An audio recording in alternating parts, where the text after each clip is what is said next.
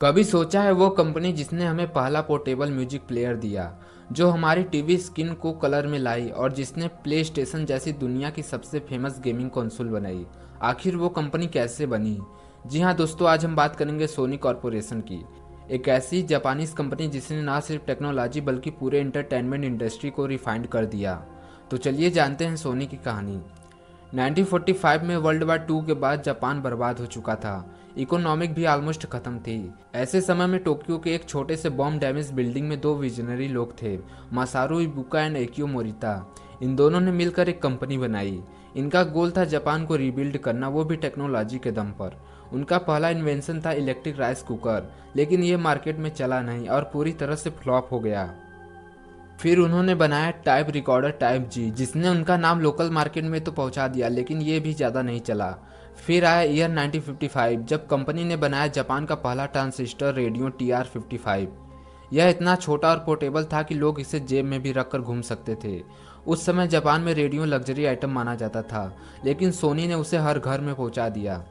इसी रेडियो की सफलता के बाद 1958 में कंपनी का नाम बदलकर सोनी रख दिया गया।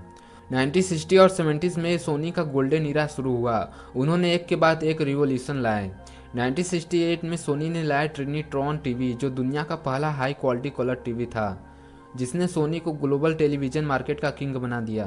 फिर 1979 में वॉल्कमैन जैसे पोर्टेबल कैसेट प्लेयर, 1982 में कॉम्पैक्ट डिस्क, 1984 में हैंडी कैम लाया, जिससे हर कोई अपनी मेमोरीज खुद रिकॉर्ड कर सकता था। सोनी हर डिकेड में एक नई टेक्नोलॉजी से दुनिया को सरप्राइज कर रहा था। सोनी ने इलेक्ट्रॉनिक्स तक खुद को सीमित नहीं रखा, उन्होंने एंटरटेनमेंट और मीडिया वर्ल्ड में भी कदम रखा। 1988 में सोनी ने अमेरिका के सबसे बड़े रिकॉर्ड लेबल CBS रिकॉर्ड को खरीदा और बना दिया सोनी म्यूजिक इंटरटेनमेंट, जिसने माइकल जैक्सन जैसे लेजेंड का एल्बम प्रोड्यूस किए। 1989 में सोनी ने हॉलीवुड स्टूडियो कोलंबिया पिक्चर को खरीदा और ऑफिशियली इंटर किया फिल्म वर्ल्ड में। आज सोनी पिक्चर के नाम से दुनिया के सबसे बड़े मूवी स्टूडियो में से एक है। फिर आया 1984, जब सोनी ने प्ले स्टेशन को लॉन्च करके गेमिंग इंडस्ट्री में कदम रखा और एक धमाका कर दिया। प्ले स्टेशन ने गेमिंग को एक सीरियस बिजनेस बना दिया। इसने सोनी को दुनिया का गेमिंग किंग बना दिया। लेकिन दोस्तों, हर उड़ान के बाद एक तूफान जरूर आता है। कुछ ऐसा ही सोनी के साथ हुआ। 2000 के बाद सोनी को टफ टाइम फेस करना पड़ा। एप्पल के आईपॉड ने वॉकमैन को खत्म कर दिया। सैमसंग और LG के स्मार्ट टीवी ने मार्केट पर कैप्चर कर लिया और सोनी कंपनी लॉस में चली गई। कभी जो कंपनी इनोवेशन की क्वीन थी, वो धीरे धीरे आउटडेट होने लगी। लेकिन दोस्तों, एकियो मोरिता का एक गोल्डन लाइन है, we do not follow trends, we create them.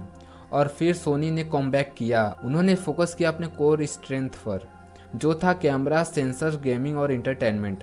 आज सोनी फिर से एक पावर हाउस बन चुका है। तो दोस्तों, ये वीडियो आपको कैसा लगा कमेंट में जरूर लिखकर बताइएगा और चैनल सब्सक्राइब करना मत भूलिएगा। जय हिंद।